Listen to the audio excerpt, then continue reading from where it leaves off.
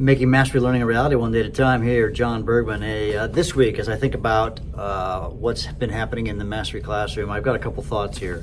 One thing I want to talk about is what I'm calling clear expectations. One thing that I haven't been as clear about with my students, I haven't been super clear about some of the things I wanted them to do with their notebooks. So I'm having to do some interactive notebooks, and I'm holding them accountable to that. And as I was checking their interactive notebooks, some of them gotten, let's just be honest, sloppy. And so what I'm doing is I'm actually, my kids believe in grades, so I'm gonna give them a grade. So I'm giving them a grade, and I'm being pretty kind of stringent on that and saying, hey, you're not doing this or that, or you need to keep it organized. I teach the lower level students at our school.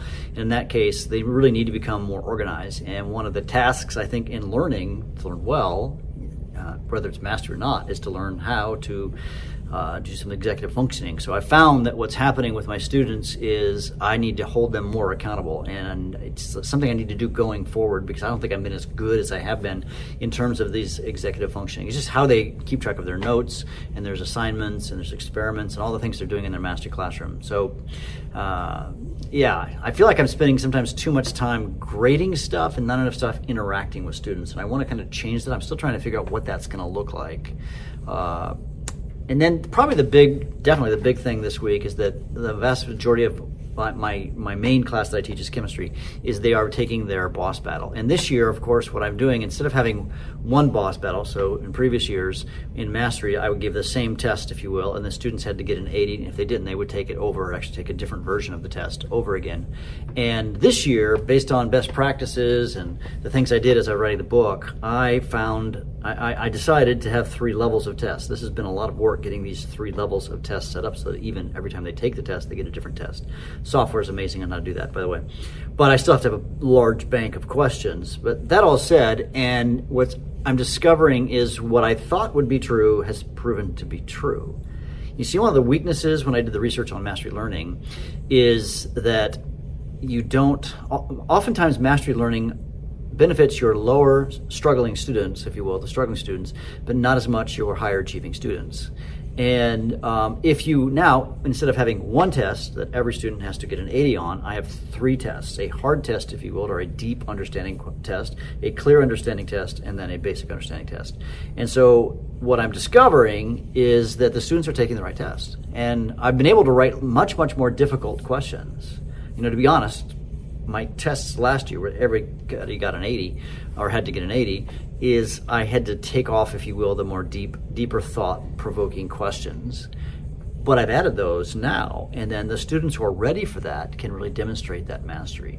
And most of my students are taking the clear level boss battle, if you will, or a clear level test, and doing just fine. And then there's the ones who are struggling, and there's a few, and they're having to take the lower level, but I think it's appropriate. Now, and hear me carefully, when I say they're taking the lower level test, it's not a low level test.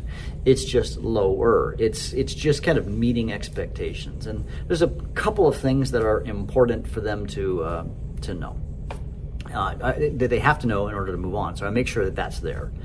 Another thing that I've been doing with the students, and again, I wasn't as clear with them, I don't think, is some of them, I have the test words beyond a password, but I give them 3 attempts to take it. Some students attempt 1, they didn't do well. Attempt 2, they didn't do well. Attempt 3, they didn't well, and then they're done. And they're like, what do I do? And I thought, okay, what they didn't do is that, and I wasn't clear, let's be honest.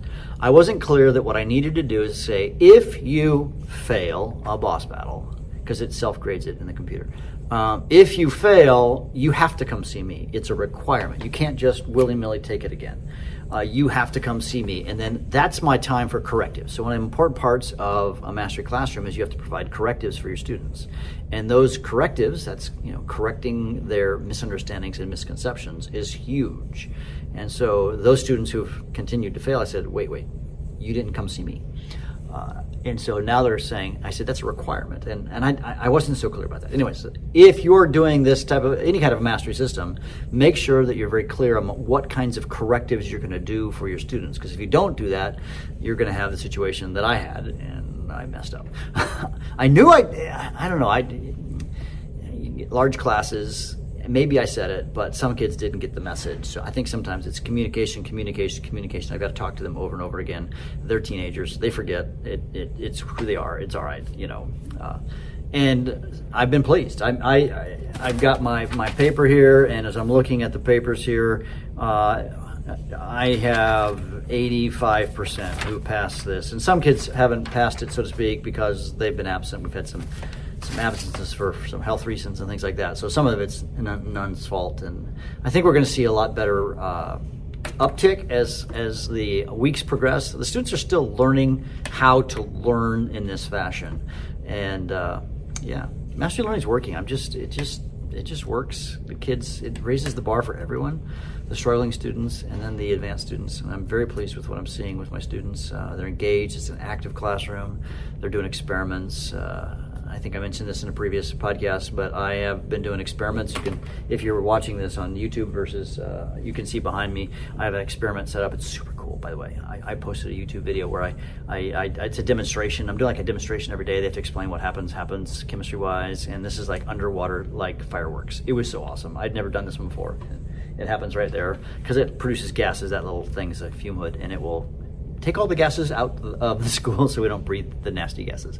And the kids are loving seeing fireworks happening underwater. I am too, because it's cool. All right. Hey, you can make mastery learning a reality one day at a time. Hey, I encourage you to subscribe. Click the subscribe button if you're in Apple Podcasts or whatever podcast server you're using, or subscribe to the YouTube channel so you can get updates. You can do it. John Bergman out.